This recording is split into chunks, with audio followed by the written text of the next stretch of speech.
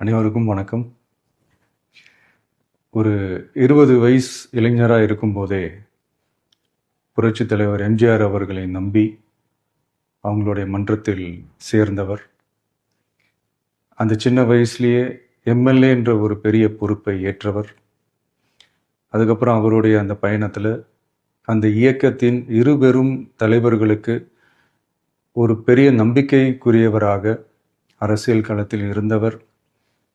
இப்படி 50 வருஷமாக ஒரே இயக்கத்தில் இருந்த அண்ணன் செங்கோட்டையன் அவர்கள் இன்னைக்கு அவங்களுடைய அரசியல் அனுபவமும் அவங்களுடைய அந்த அரசியல் களப்பணியும் நம்மளுடைய தமிழக வெற்றி கழகத்திற்கு ஒரு பெரிய உறுதுணையாக இருக்கும் என்ற நம்பிக்கையுடன் இன்னைக்கு அவங்களுக்கும் அவங்களோட இணைந்து பணியாற்ற நம்மளோடு கைகோர்க்கும் அனைவருக்கும் மக்கள் பணியாற்ற வரவேற்கிறேன்.